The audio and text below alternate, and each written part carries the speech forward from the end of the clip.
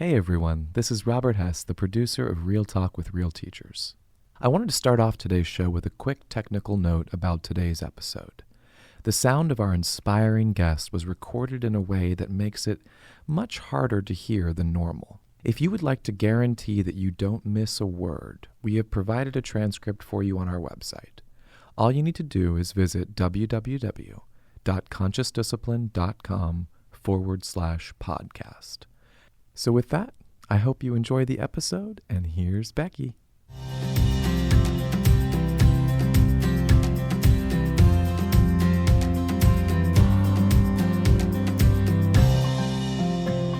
Welcome to Real Talk for Real Teachers.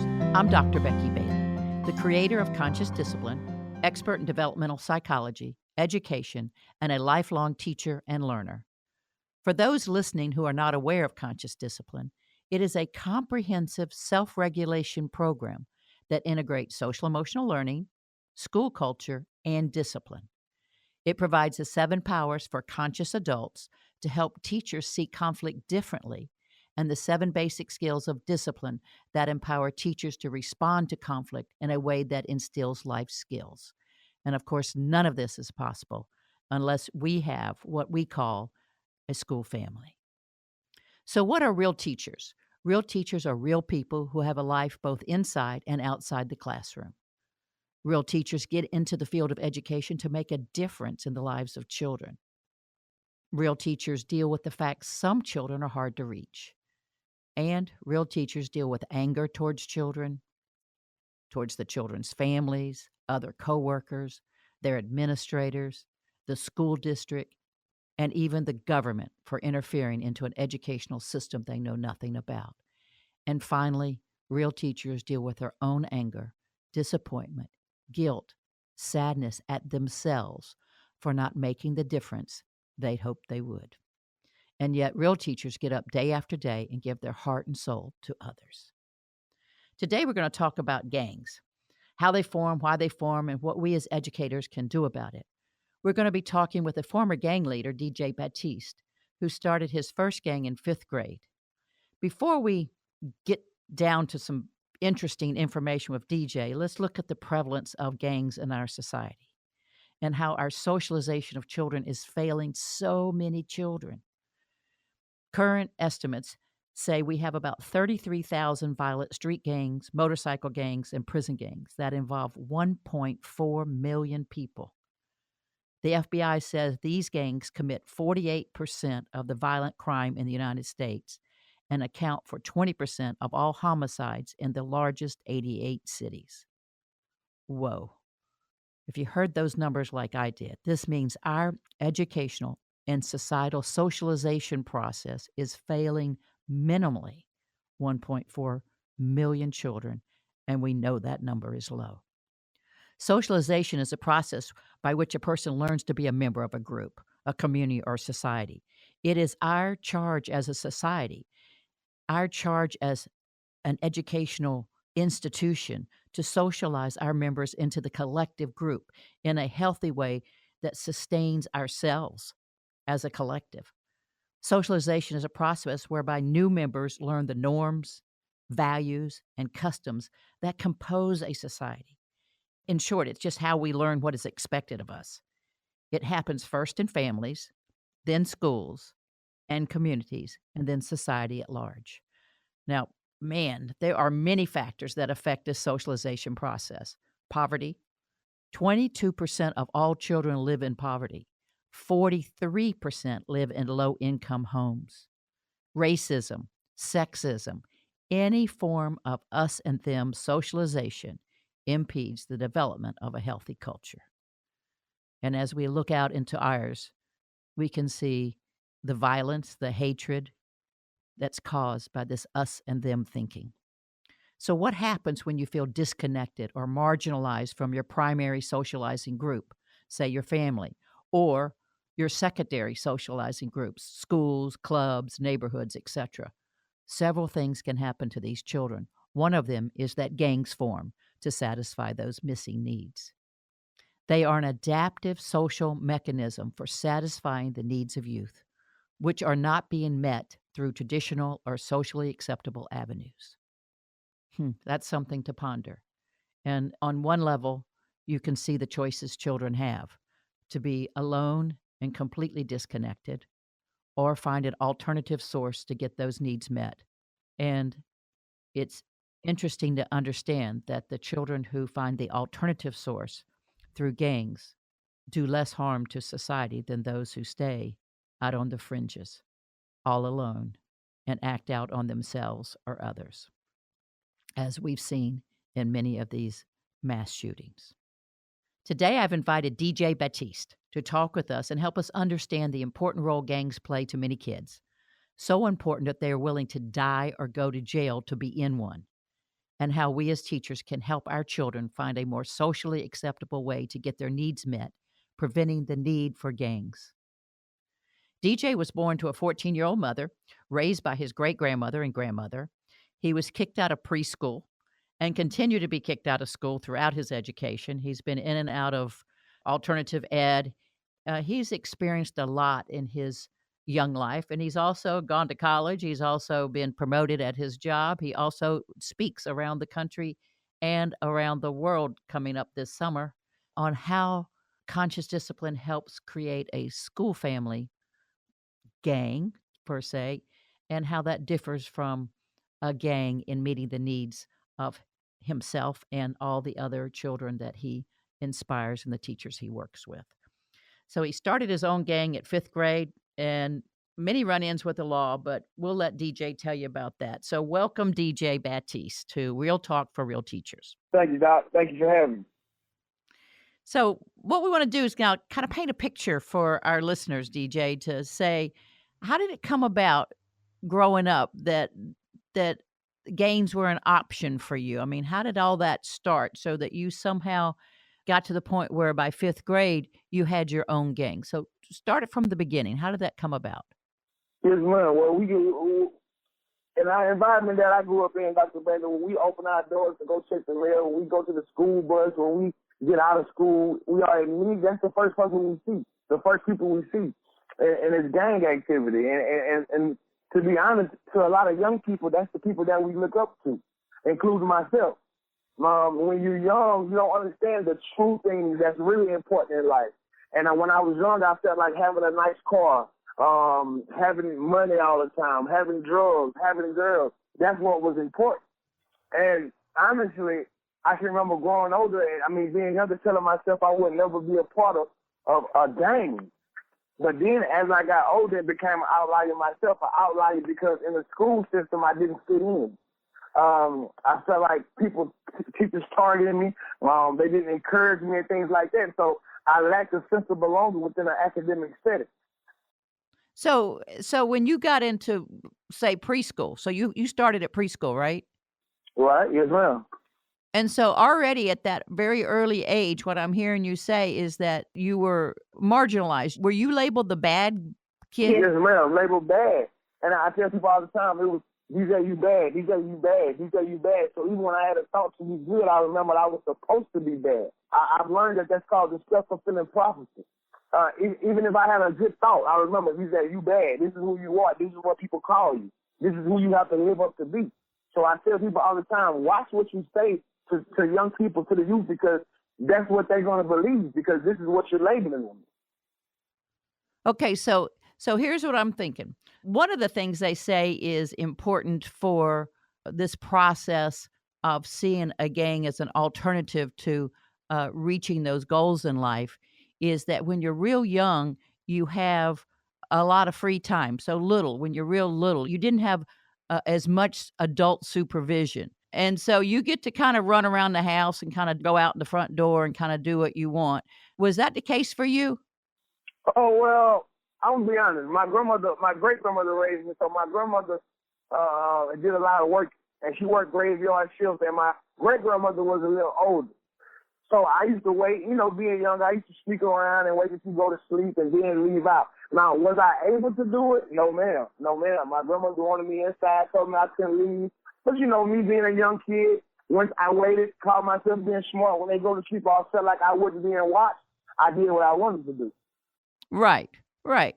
That makes complete sense. I'd have done the same thing. All right, so let's see what you got. You get to move around a little more freer because you're smart and wise and you were a little sneaky little kid like everybody else. But when you got out and you're looking around, you're seeing a lot of gang activity and you're seeing this the way that they got their status and their power and they got their money and you're going, "Wow, that's something I'd like to have someday." And then you get to school and all of a sudden you're not successful. You're the bad kid. Right, Uh, right. I had begun to be an outlier. right. So now did you get kicked out of preschool or what happened? I did. I was expelled from preschool. The principal told my grandmother, "Your grandson is no longer allowed at my preschool." And I was 4 years old, and me being expelled from preschool was the start of a nasty path in my life. And I really feel like instead of kicking me out, I should have been being taught the skills, teaching me the right way because I didn't understand. And as I look back, I tell people all the time, skills is the most important thing you can teach. For some reason, behavior we want to only teach one time. But anything else, we willing to teach multiple times. You don't teach a child to read one time. You don't teach a child how to do math one time. Behavior is just like any academic setting that you're learning. It takes repetition. And for some reason, I feel like we only want to teach behavior one time. But behavior is just like anything else that you learn. It has to be repetition. Right. So instead of being taught what to do, you were just punished and set aside and just kind of kicked out. So what I Yeah. began was a growing statistic. You were. And so now as you moved up the school system, so now I'm going to back up just a bit because we have some things that are important here. So your mom and dad were like 14 and 15 years old, right? Yes, ma'am. When I was born, my mother was 14, my dad was 15. And so then that's when your grandmother stepped in and worked herself silly to make you the man you are today, right? Yes, she did. Okay. And so let me just get a picture of this. So, but for her to work all these shifts and to make your life so beautiful, you were with your great grandma who was a little bit on the older side. So you could kind of move around a little quicker, right? Yes, ma'am. You know, like I said, Doc, like you said, this is my great grandmother. So, you know, I already knew I had a schedule figured out. You know, she takes her medicine and she'll go to sleep, and now I'm free to do whatever I want to all night because my grandmother is working graveyard shift. So now you have this 13-year-old, 14-year-old kid who is free to do whatever he wants to at nighttime. Yeah, so you had a lot of free time on your hands to kind of... And whether you know it or not, Doc, that happens more than you think because in the environment that I grew up in, the mama or the daddy or whoever is the house, who is the elder of the house has to work to provide. You bet. And just so happens being in that poverty and that low income, and for a lot of those jobs, it takes away, whether it be at nighttime, whether it be daytime, it takes away from that parent to child interaction that's needed on a daily basis. And we miss a lot of that. And to be honest, Doc, that has a lot to do with gangs too, because we seek for that consistency. And a gang will give you that. It is very consistent, Doc. Okay, so let's go to that. So let's say now you're moving up, you've been kicked out of preschool, you're labeled the bad kid, and now you're getting close up to 5th grade. Somehow you decide, or lead up to that decision. How did this idea, I'm going to have my own gang? All right, well, I can remember, Doc, I was always getting in trouble. I was going to, I felt like the way I got my joy juice in school, it wasn't from a report card. And it's a lot of students who never experienced joy juice because the only way to experience joy juice is you make good grades. That's what they say. Let me see your report card. So for the students who don't have good grades, that means they would never get joy juice. So when I began to notice, Doc, I said, you know what, I'm going to create my own joy juice. It made me feel good to make people laugh. So now I'm willing to sacrifice anybody to make myself feel good. That makes complete sense to me. Complete sense. Now I'm willing to be disrespectful to my teacher.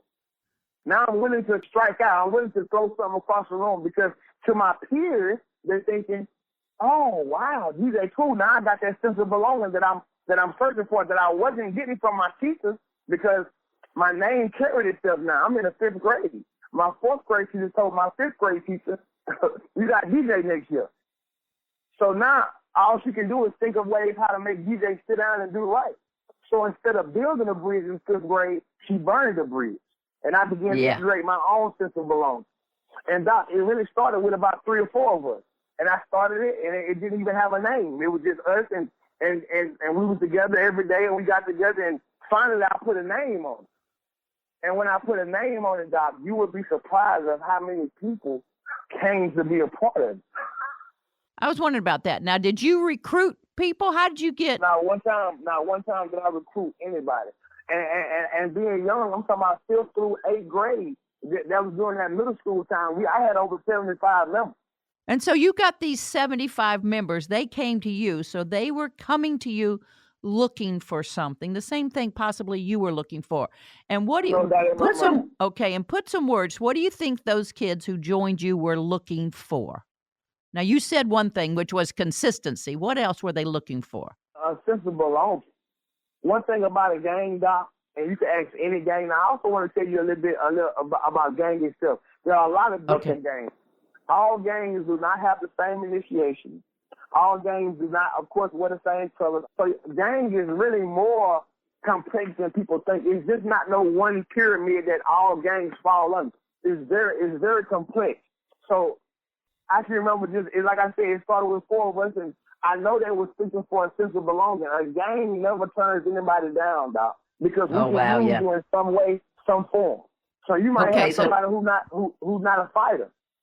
They're not a fighter, but guess what, Doc? They smart. So you use them not to go out there and fight. We need you to make up logos for our shirts.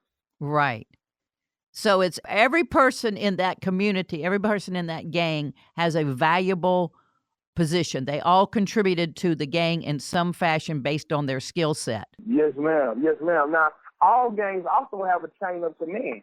So within a chain of command is what you have, what we call the higher people. Now, you might be what we call a standing member. A standing member is somebody who is just a part of the gang, meaning you don't hold any rank or anything like that to that nature, but you're just a part of the body. You're a part of the body. You are willing to sacrifice everything you have to be a part of this body. And Doc, I don't know if you noticed or not, but to me that speaks volumes. Because to be in a gang, you don't get any money. You don't get any free things. There are no benefits, but yet you are willing to sacrifice everything you have just to be a part of something. If that's not screaming connection, I don't know what it is, Doc. That is screaming connection.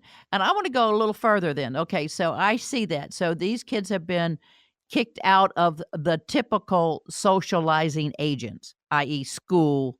They've had a little more free time that they can use to move around in life because of the working parent situation. Right. And they have exposure to what they see outside that says, this is my only path to kind of an economic future that I'd like to have. Yes, ma'am. Yes, ma'am. Okay. All right. So we got that. Now, and they offer you a sense of belonging. There's a couple things kids need. They need predictability, consistency, and a sense of belonging. Now, we've talked about belonging. How does the gang give you consistency and predictability? Well, consistency for sure, because we know one thing. We got each other. That's why you want to be a part of it. That's why you want to be a part of it, because you know we have each other. It is very, very strong.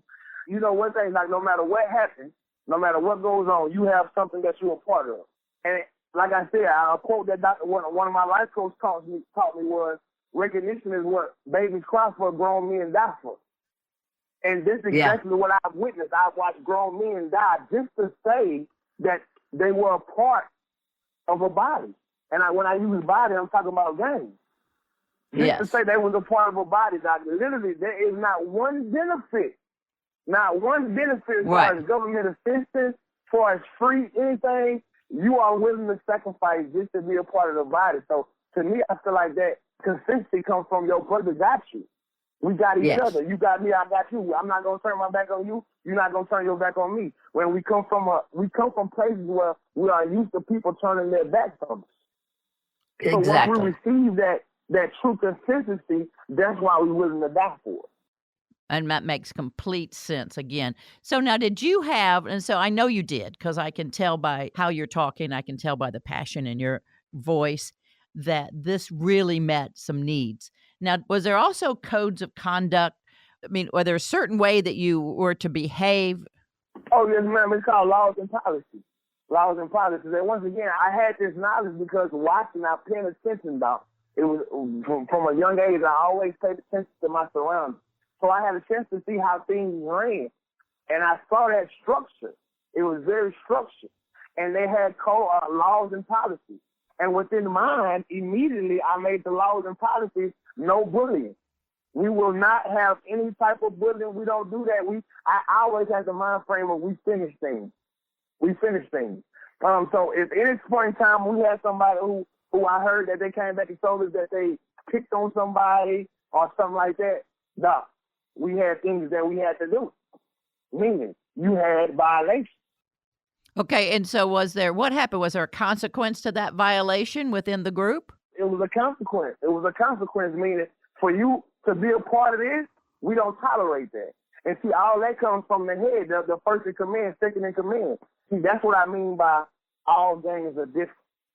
Some gangs promote violence, some gangs don't promote violence. But the world never knows that because they put all gangs under one label, one category. Right. So did it ever become scary for you in a gang? Did you ever feel a sense of fear? As I got older, because like I said, it started in the 5th grade. So, when you're in the 5th grade, you got to deal with things like people throwing rocks, people fighting, people, you know what I'm saying, things like that. Once you got older, now you in the 9th grade, now you in the 10th grade, now you're able to put your hands on guns, you're able to put your hands on drugs. Now I'm scared. And I'm not afraid to admit that fear. You need fear. You need fear. Because fear is really what keeps you alive. And let me explain to you what I mean by that, Doc. Fear is what keeps you alive. Fear is the reason you constantly looking over your shoulder. If you wasn't scared, you would never look back. Right. So if you weren't on high alert, you're going down. So you're constantly kind of turning. They had a big inside gymnasium where you go play basketball. But guess what, Doc? They had a price on it that people from my neighborhood couldn't afford. So what we had a chance to do was just see that nice building, see all these people out here swimming, hear about kids going in playing basketball in a nice facility, and we're not able to get in because we can't afford what they're asking for to get in. So to me, I feel like it automatically kicks us out without having to kick us out. They never let us in. Right. So then you found another area to congregate. So you found a street or a certain place on the street would be your space, right?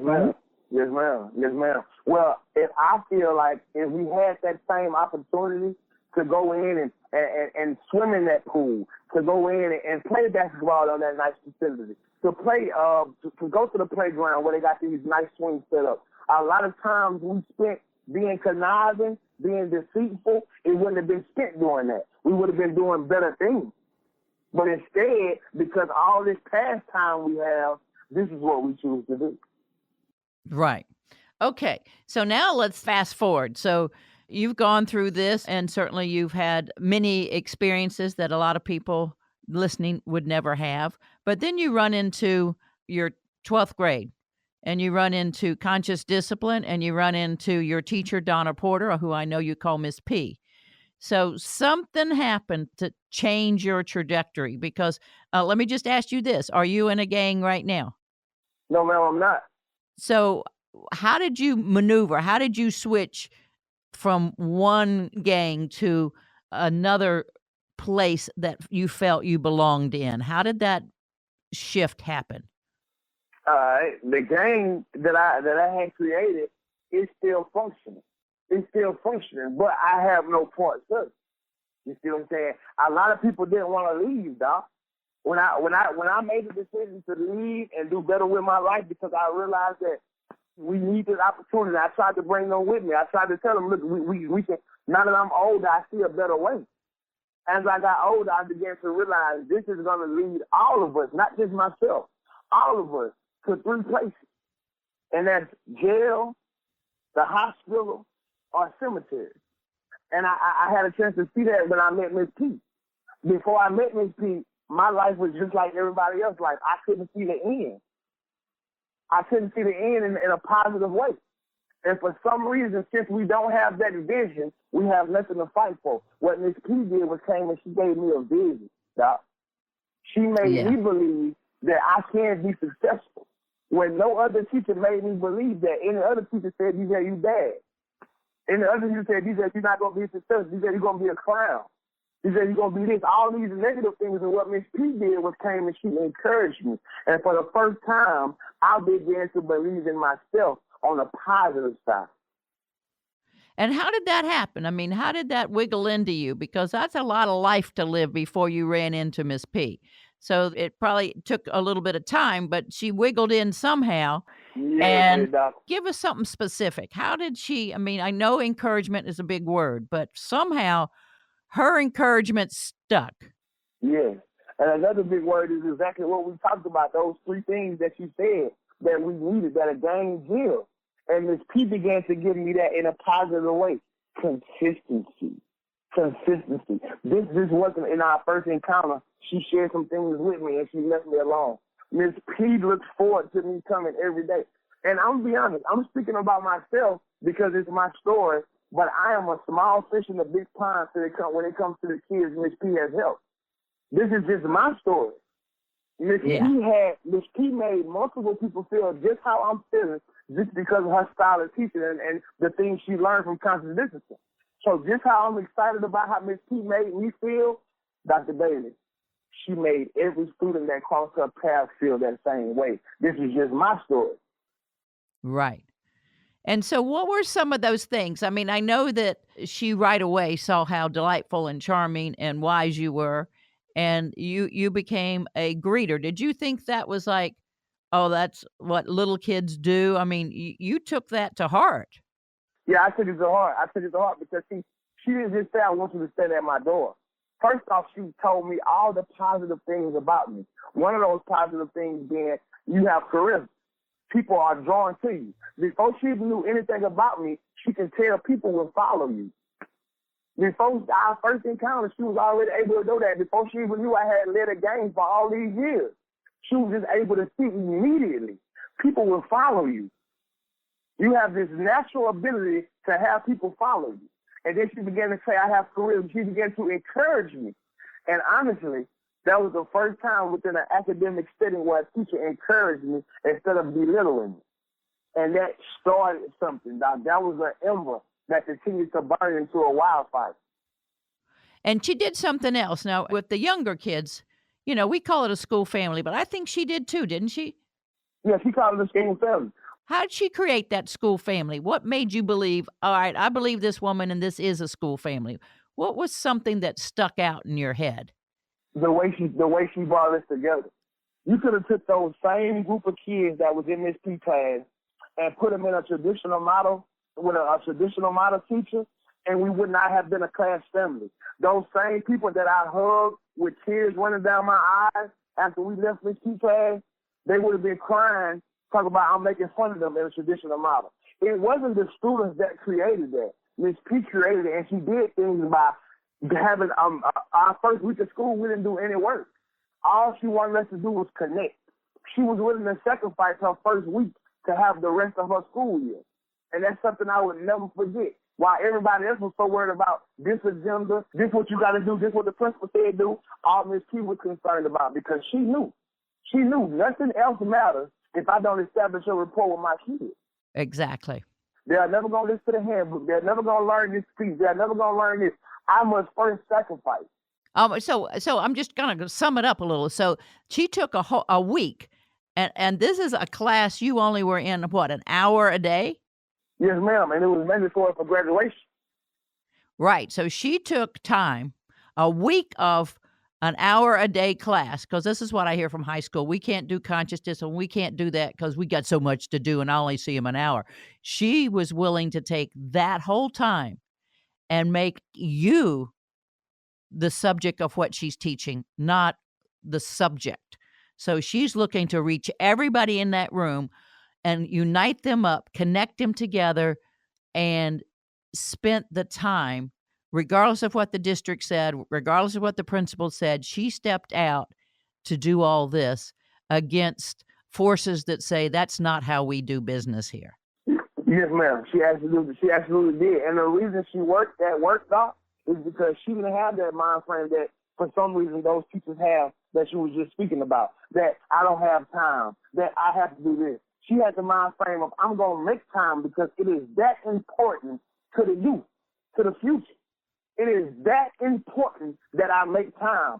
And I'm so thankful that Ms. P was that type of teacher because she made time, it has put me in such a better position.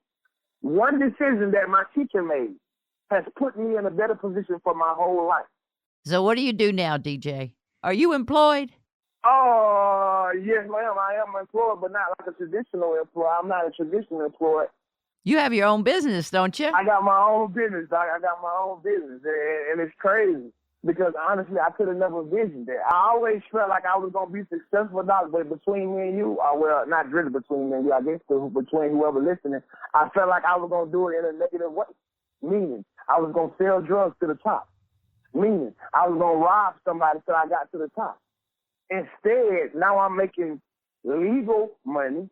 I'm doing legal things financially. I'm going to the bank. I have a bank account. And these things I could have never dreamed of, Doc.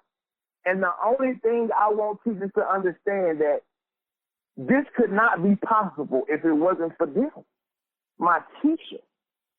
A lot of times I feel like teachers wait on good kids to come in their classroom. Don't miss how we got here. I was disrespectful to my teacher. What got us national attention is what my teacher chose to do with my disrespect. So don't wait on a good child to come in. You use whatever moment that presents itself and begin to build a bridge right then. Because that's what my teacher did for me. She met me where I was and then brought me to be great. And indeed you are, DJ. And so for those listening, DJ goes around all over speaking, motivating, helping teachers, helping youth, helping everyone, and inspiring them with the skills, attitudes, and understanding to form, I guess what we could just say, a class family, which is no different than a positive gang. And no two are the same. So I've heard you say this, and so I want to sum this up a little. You said in a gang, you sacrificed your sense of safety. Yes, ma'am. To have a sense of belonging and have that consistency and know that there would be someone there always having your back. So you used fear as the tool you had and the tool you were comfortable with. And now you shifted from fear as the glue to love as the glue, and you can actually relax your shoulders and look forward. You don't have to turn your head each side being scared of what's coming around the corner. You can look forward long enough to make a vision and put all those beautiful skills that you've collected. And a lot of them you collected in running a gang, because a gang sounds to me a lot like a business. Oh, it is, Doctor. It is. Yeah, you have a hierarchy, you have laws and policies, you have, there's a lot of skill set in there. There's that ability to individualize. There's that ability to see your members and who can contribute where and when. I can see how that when you ran into Miss P and ran into conscious discipline, those are the same things we asked teachers to do. Let's individualize. Let's teach the kids. Let's use what they've got to support us. So you could take actually what you learned in seeing and just kind of flip it from that negative to the positive and created something quite beautiful, not just for you, DJ, but for your family and for society at large. So even now, Doc, if you don't mind me adding this, even now, I just want people to understand that so many of our youth would never get this opportunity if we don't have more teachers with this mind frame. So many of our youth right now who is in the second grade, the third grade, the fourth grade, they will remain a growing statistic if teachers don't begin to change their mind frame. If Ms. P mind frame wouldn't change, I would have been expelled the first day. Meaning all these things I've had a chance to experience in my life, I wouldn't have. So the most important thing we can do as educators in this field is to change the mind frame of punishment to, like you said, Doc, a connection. Because we will continue to lose youth if we wait on good kids to come in our classroom. And I'm tired of losing youth, Doc. I want to create more success stories like mine and the people who I know around me who Ms. P helped. And I'm tired of creating statistics. We have to begin to create more success stories. And if we continue with that notion of good kids, bad kids, if we continue with socializing any of our children with an us and them. One set may be good, one set bad. Any kind of us and them will not sustain our society, because the thems will come after the us's, or the us's will come after the thems. And so, DJ, I want to thank you for helping us all become a we, helping us understand that, one, gangs aren't going to be stopped, but what we can do is build protective factors. We can strengthen a positive socialization for kids so they don't have to seek an alternative and create it themselves. Well And said, Doc. that's what our society needs to do. And I want to thank you for all you're doing to make that possible. I'm thankful for you and how you help us spread the word of conscious discipline, and it makes a huge difference. So, DJ, thank you for opening your heart. Thank you for opening our eyes to the powerful force that a gang provides, and also how we can prevent that and how we can build it in another way and use those same skills in an alternative way to support our society. You've blessed me many times, and I certainly bless you. So thank you again, DJ. Thank you so much, Doc, for believing in the philosophy of connection instead of correction. Thank you, Doc. Yep, we got it. And so for those listening, until next time, I wish you well.